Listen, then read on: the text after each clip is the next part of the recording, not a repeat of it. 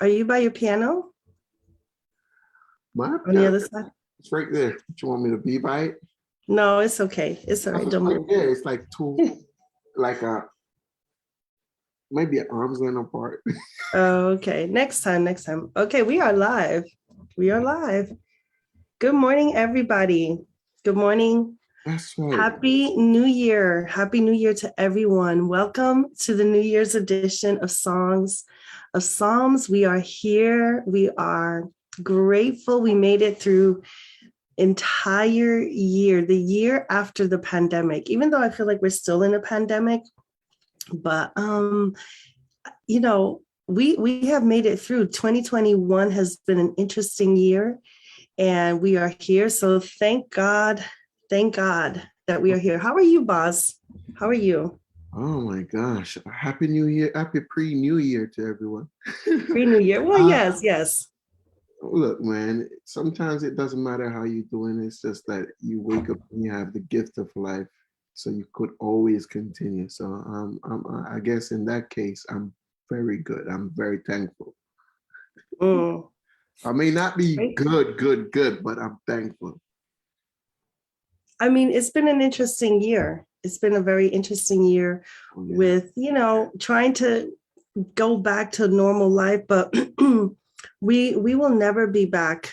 We will never be back to what was normal. This is the new normal, right? This is the new normal. That's what they say. It's a new normal, But the Bible warns us about this too. Like, sometimes you think it's peace and safety, and then you have sudden destruction. And I feel like the world was getting back to a place where, everybody was feeling comfortable again and going out, doing their thing. And just to have this setback, it's just tragic. Right. I believe that God is able to take us through. He's already taken us through, but He will continue to take us through, and with less death too.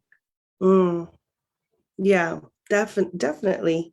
Yeah. I mean, I told you, I had COVID last week. And you survived, right?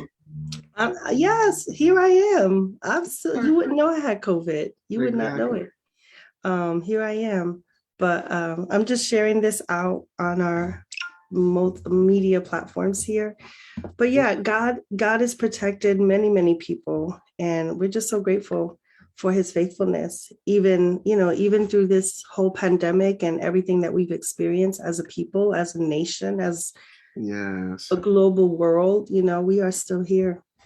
Absolutely. So, we're here, and we just have to be thankful for anything that we have, because nothing is hold on to us, That's right. Nothing is guaranteed. So anything you get, you just be thankful and make the best of it.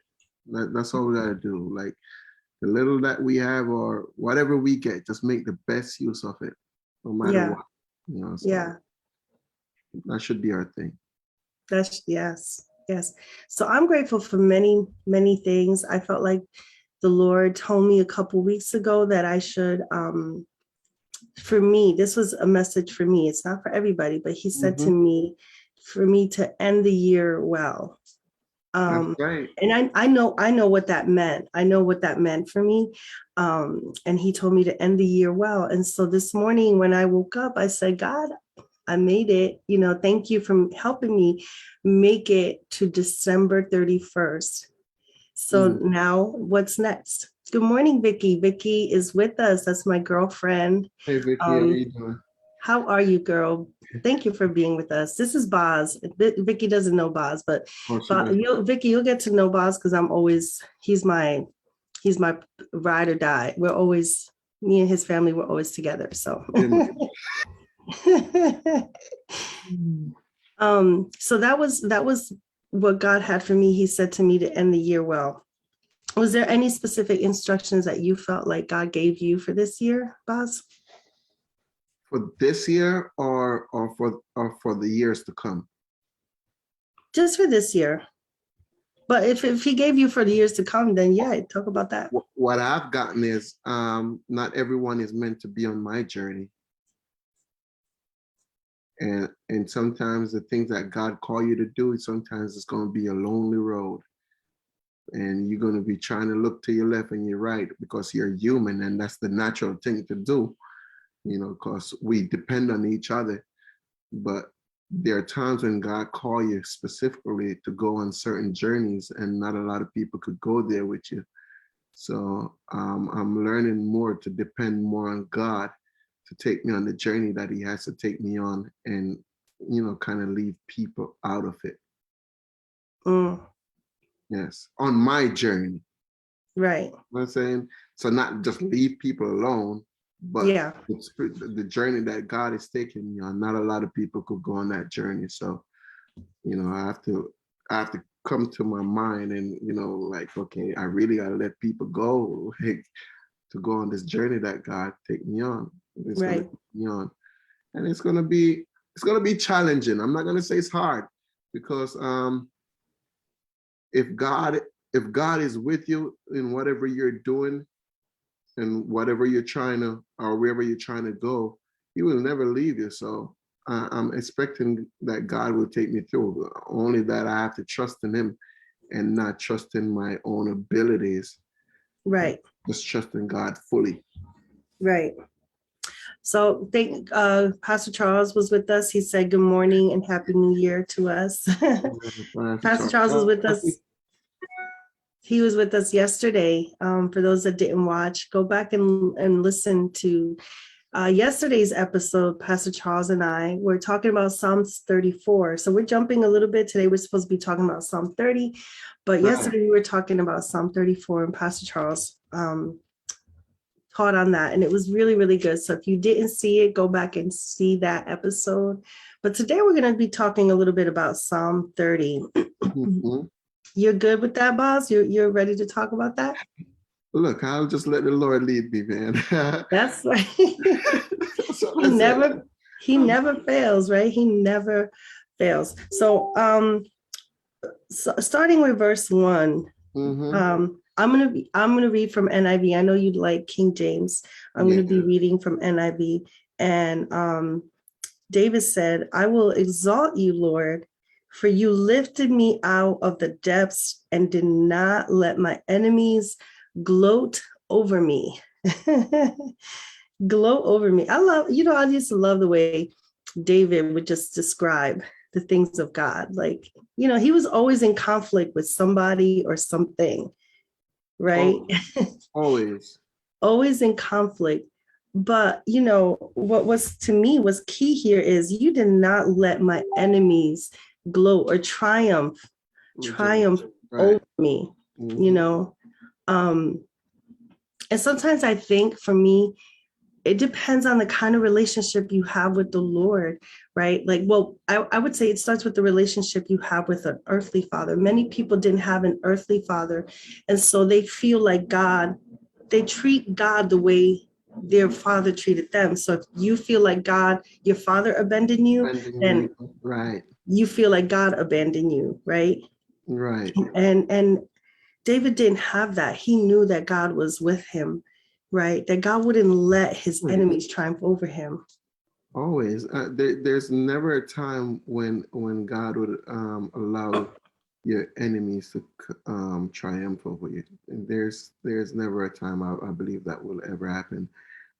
There are times that God will, if you're not walking according to how He wants you to walk, He will allow your enemy to overthrow you for a little bit, but He will not let them rejoice over what they've done. Because God, when you're walking with God, your enemy is your footstool. Come on now. So I believe that no matter what you're going through, sometimes as you said, your enemy will have minor victories over you when you're not walking with God. That's right. But as long as you're walking with God, your enemy could never conquer you. That's right. Never. And when you're walking with God, you're listening for God to tell you what step to take next, where to move, how to move, what time to move, because sometimes we want to move ahead of ourselves, right? And not on God's timing. And remember, God said His timing is not our timing. Right. So there are times we're so eager to go ahead of God. And then you saw David, I think in Samuel's, David got into it too, where he went ahead and just made a move, and God allowed the enemies to win a battle over them because he just went ahead of himself. You know, he didn't wait on God. He didn't ask God no question. He just, that's was his confidence. He started getting too confident.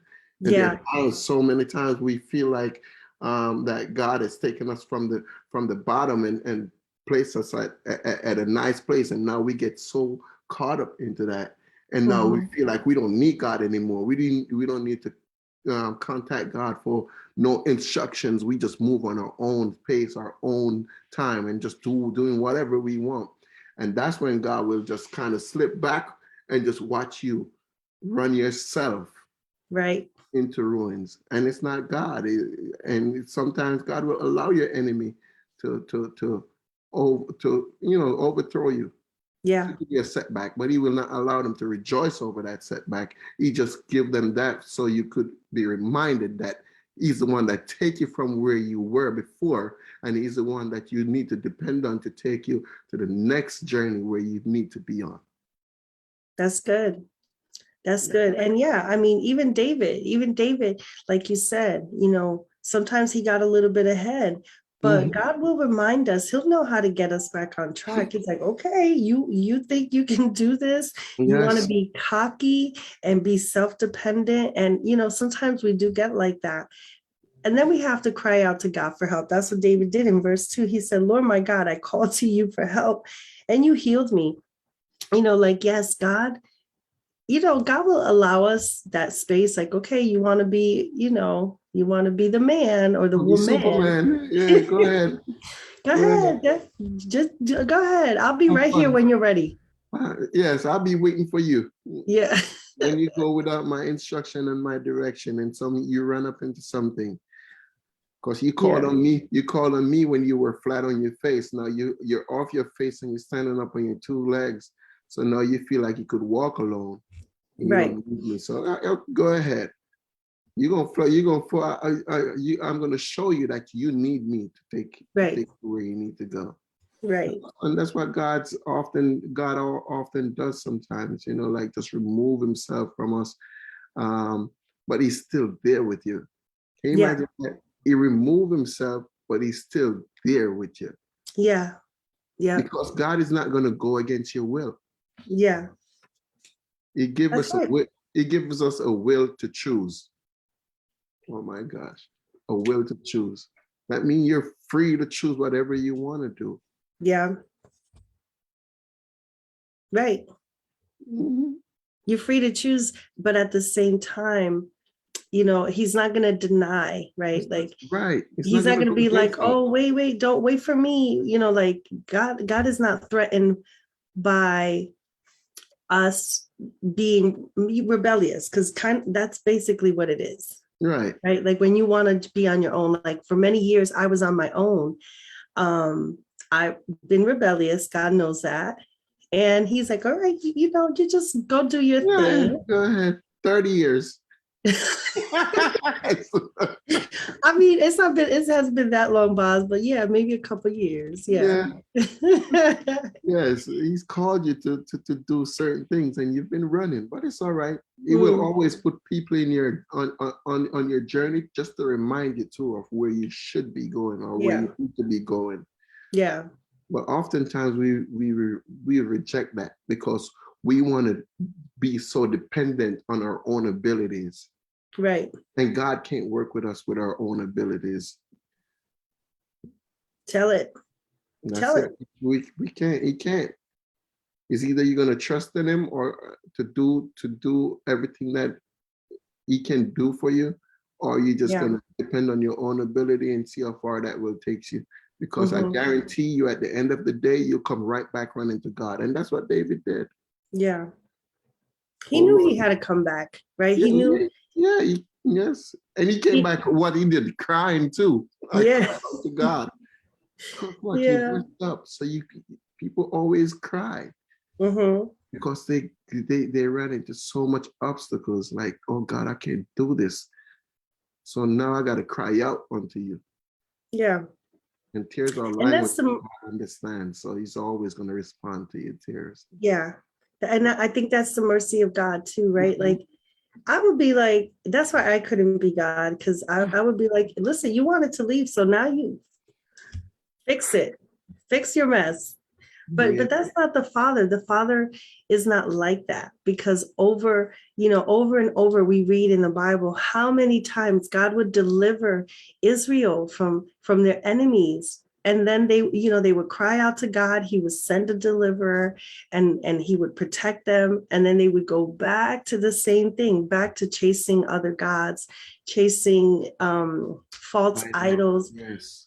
And then they had this cycle, and the Father is so merciful, right, that he's not going to just abandon us. And like David said in verse 3, he said, you Lord brought me up from the realm of the dead. You spared me from going down to the pit.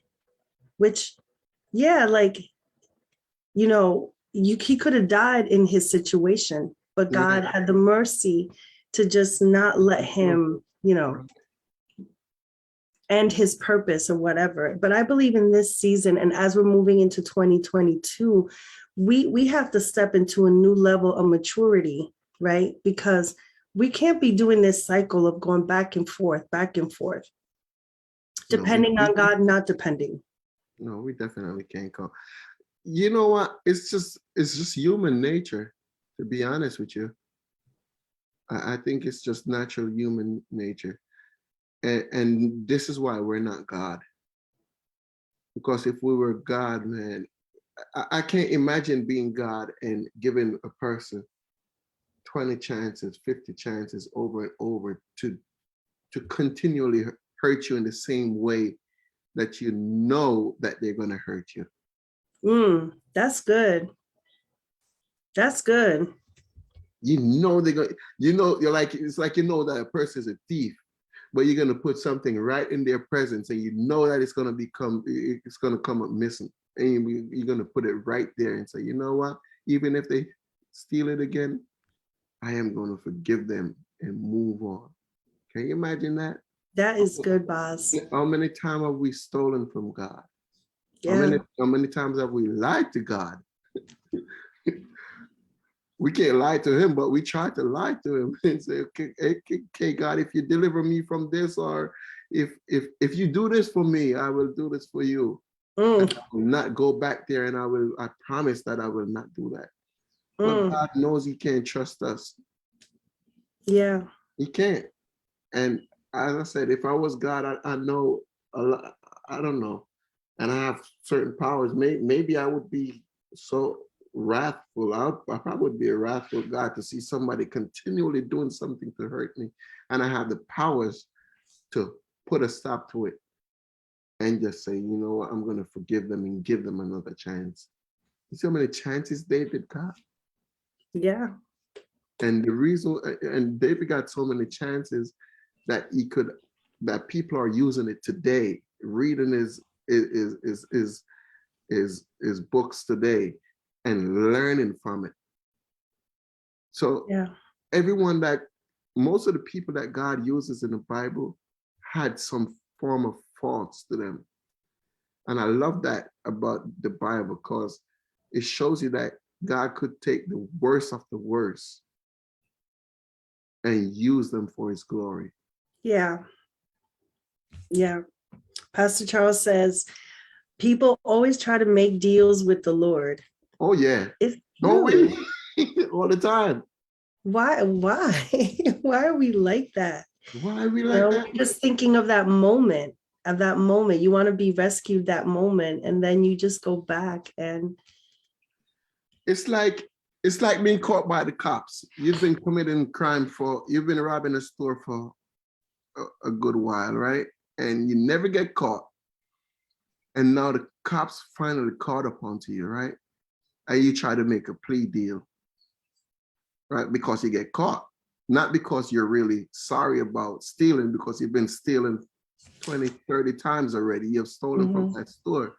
But now you get caught. You want to make a plea deal with the cops. Oh, if you let me go, I promise I will never steal again. Now, if you find a good cop, maybe they may let you go and say, you know what? All right, we're just going to give you a chance one time. Mm-hmm. And guess what you do? You go do the same thing again and get caught by another cop that may not be that merciful. Right. And the thing is, we always want to make deals, as humans. Even if you go to the store and you're trying to buy an item, you're trying to make deals. I know like, you be finding deals. I'll be finding deals. Yes, you do.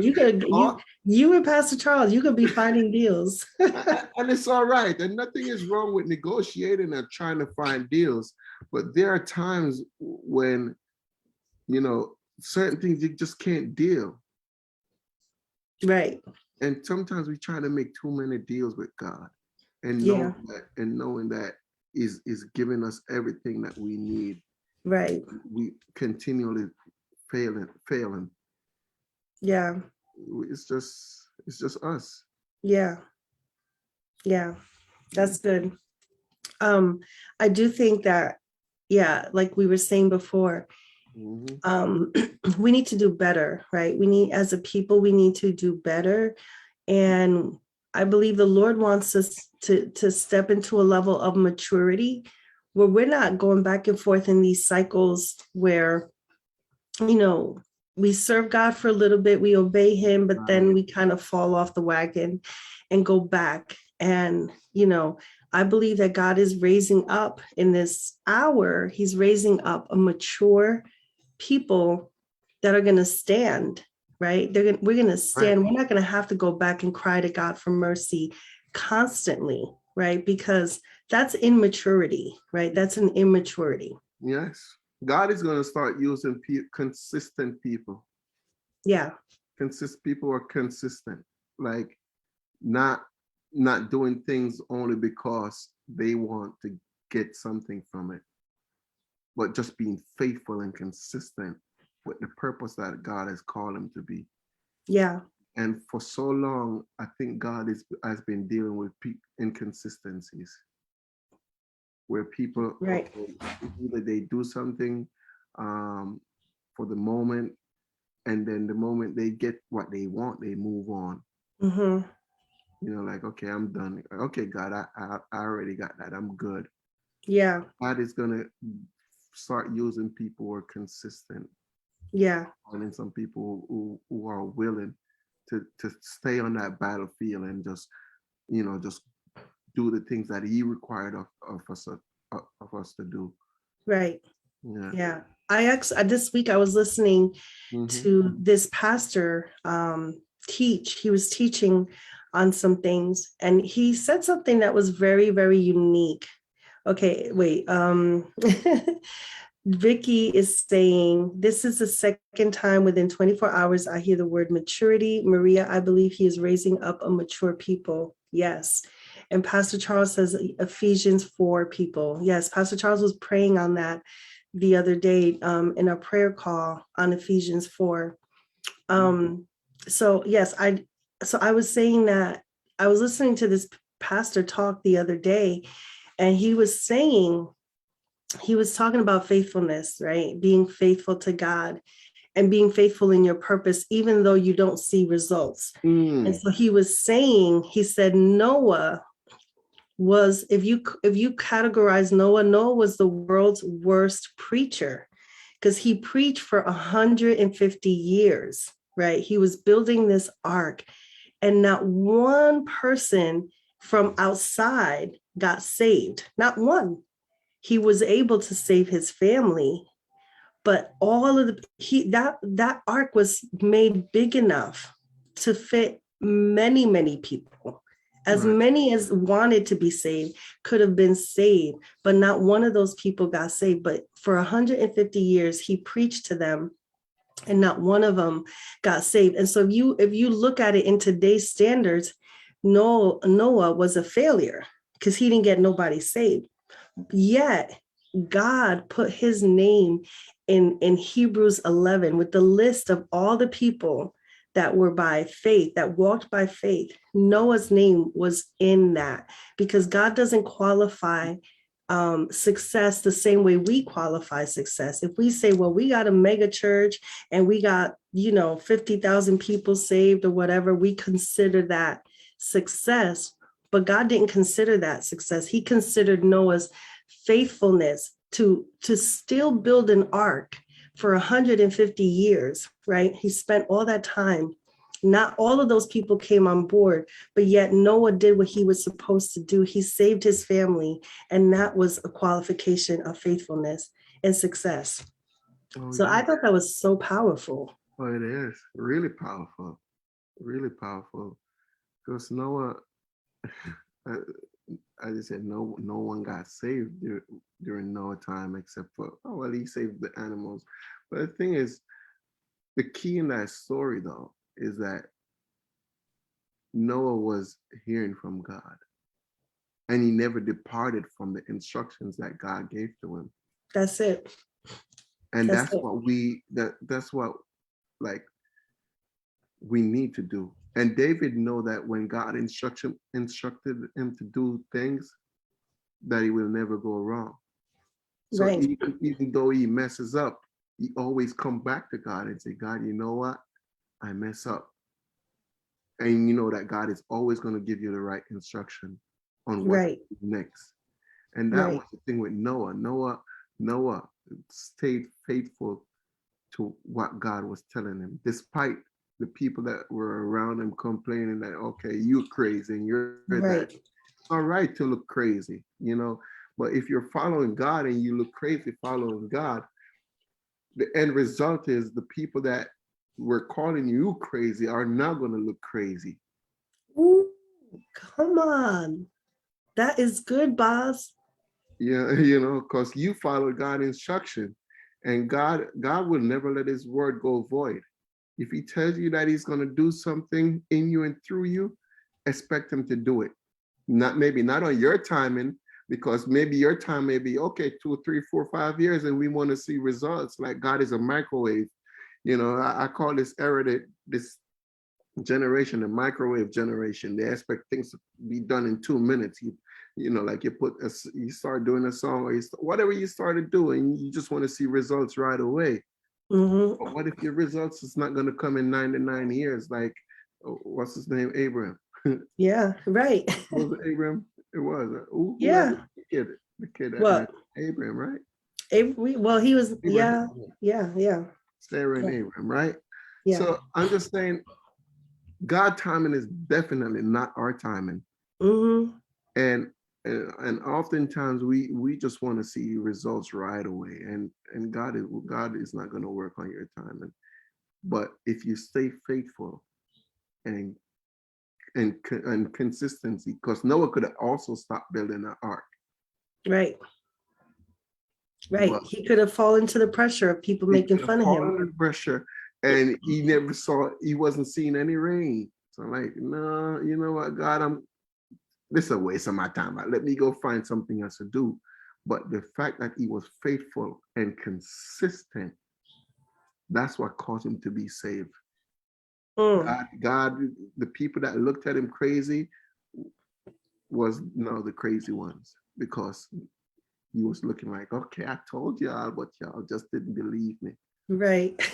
Like God is going to take me places on this boat, but y'all didn't believe me. So now I can't save you. Remember when God was the one that shut the door of the heart. Yes. Ooh, yes. There's a time limit. I know we're talking about David, but it's okay. Yeah, it's okay. And there are times God give you opportunities where you could, do things or allow people to be on your journey, or open doors for you to be a part of something that he's involved with. But God said, you know what? No, I know that your heart is that's that human nature. You're gonna want to save people. So you know what? This is where I take over, because you were already talking to them. You were already preaching to these people. But you know what? This is a time where I step in, because I know you may want to let a couple people on the ark now, because you see them drowning. No, I'm going to shut the door. Wow. That's good. But now God takes over. And when God take over, ooh, that's a position you don't want to be in when God really take over.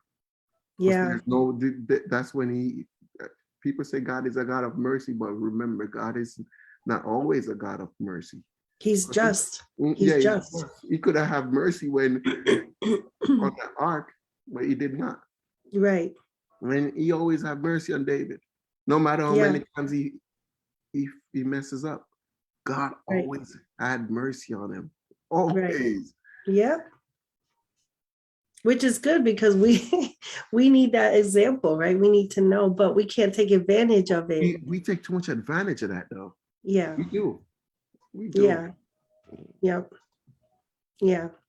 So we have to wrap this up, my friend. I'm just going to jump down to verse 11 and 12, where it says, you turn my wailing into dancing. You remove my sackcloth and clothe me with joy, that my heart may sing your praises and not be silent. Lord, my God, I will praise you forever.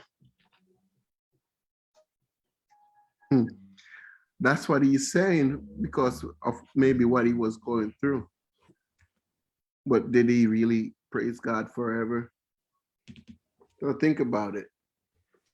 Maybe he was just going through something at that time. He's like, okay, because he want God to show up for him. Because that's what he's saying that he will do for God. Right.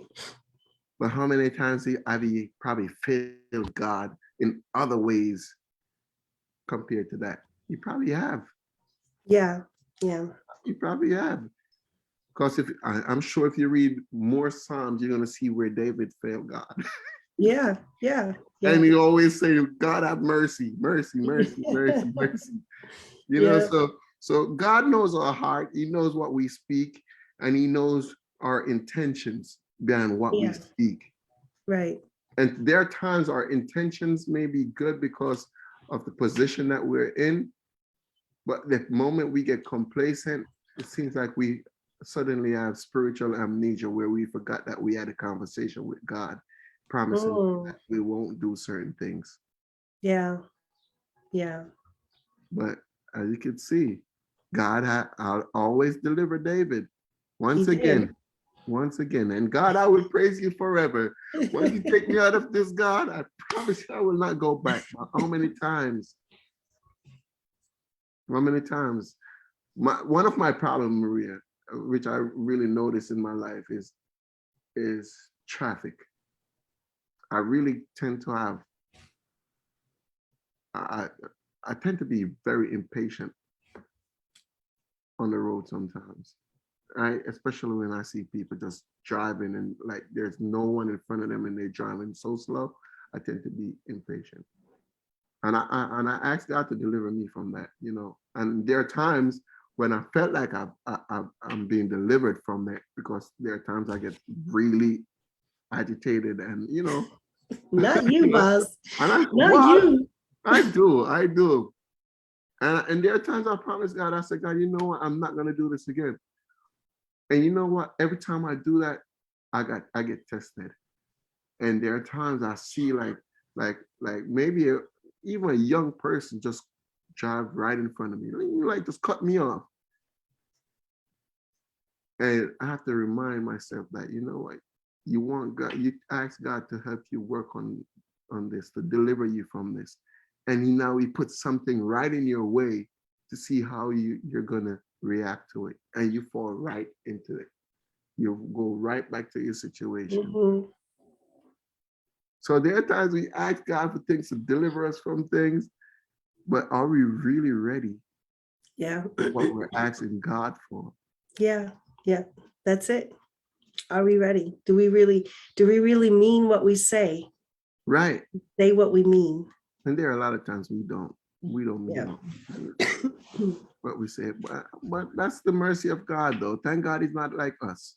I'm happy he's not like us, because, you know, he showed David that he had mercy on him. See, in verse 10, David says, "Hear, O Lord, have mercy upon me. Lord, be thou my helper. He's crying out to God. And then thou hast turned me from my mourning into dancing. So there was joy. David was mourning. He was sad. He was crying because he was going through something, and he said God has turned that mourning now into dancing. So now he's happy. So now I'm happy because God, when I was sad, I didn't know what to do, but I called on you and you showed me what to do. And now I'm happy because you turned my mourning into dancing. And thou hast put away my sackcloth. And whenever God does that, anytime God does something for us, in the moment, we're so happy, we're so excited. Where we start make promises. And we have to be very mindful. I'm not going to say careful. We have to be very mindful of the promises that we make to God when we're in a happy space. Make sure it's something that you're willing to live by. Not just because you're happy now in the moment, meaning you make promises that you think that you may not be able to live up to. And there are a lot of times people make, look, since we've been doing perpetual, people have made us promises that, okay, they'll be there, right? And it's not that they don't want to be there, right? But because of circumstances, sometimes they're not able to be there. And that's what I'm saying now. Which, if you come back to this, if you make be careful of as I said, be mindful of the promises that you make to God, because you have to make sure you're in a place to deliver that promises that you made to God. Because God never made that promise to you, and God never asked you to make that promise to him. You made the promise. So now you have to fulfill that promise that you made to God. We often get ahead of ourselves when we're happy and make promises to God. God, I will do this and I will do that. And then you just fail. Even though he knows you're going to fail, or you know you're not going to do it, but you made that promise. Right. It's like the guy, I can't remember his name, but I think it was like in the book of Judges or something. And he said he was being attacked. And he said, Lord, if you give us the victory, the first thing I see, I will sacrifice. And when he came back from the battle, the first thing he saw coming out of his house was his daughter. And then he had to sacrifice her because he made God that promise. Right. And so it's like, we do have to be mindful of what we tell God is going to be our part, because God is going to hold us to it. And so the man had to sacrifice his daughter, unfortunately, but he didn't have to do that if he would have just been like, Lord, just deliver us. You don't have to bargain with the Lord, right? You don't have to bargain and say, if you do this, I'll do that. Right. Just say, God, thank you, deliver Lord. me. Deliver me. Delivering me, right? God, deliver me. Thank you for and when he does, just say, God, thank you for delivering me. Don't start making promises that you can't keep. Promises you can't keep. That's right. That's right. All right. Well, we have to wrap it up. So, it's been good. It's been a great discussion. We want to bless everyone on this New Year's Eve night. May 2022 be a year of miraculous things, a year of growth and maturity for you. We declare for everyone that is watching or that will watch this on the replay, we declare that this will be the year where you're just going to see the goodness and faithfulness of God more than ever before over your life, over your family, over your finances, over your health, every area of your life. We just declare that you will see the goodness of God, and that you will be a testimony, a walking testimony of God's goodness. What would you say, Boz? I would say to the people this year, just be persistent. Don't listen to any other voices except for the voice of God for this year. And don't walk in anyone's calling except for the calling that God has for you. Because the moment you start walking others' calling, you're gonna start losing yourself. And there are times you're gonna be, as I said, as I started out with, you're gonna be on a journey by yourself when you're doing the will of God. But I would say just remember that God will always take you through, no matter what. Because if He promised you to put you through it, He promised to take you all the way through it. So all the way. all the way, as you said, just follow His directions. Listen keenly to what He's telling you to do, and don't move ahead of Him, and don't move on your own terms, or because you want things to come in a hurry or on your timing. Remember, God's timing is not our timing. And God can do things quick, and there are times it could take process. Noah, it was 20 years before the flood. And for Christ, it was 33 years before He died for us. Mm. So that was a shorter time. Yeah. So, just be patient and listen to God's voice. And don't feel, you know what, too, Maria, I want to tell you people, if you're too old, if you feel like you're too old, don't think that you're too old to carry out the purpose and the mission that God has called you to do. Amen. That's right. Because that's what hinders us a lot of times, where we feel like, oh man, I'm getting too old, and we're waiting for the next generation. So we're trying to live our life through the next generation.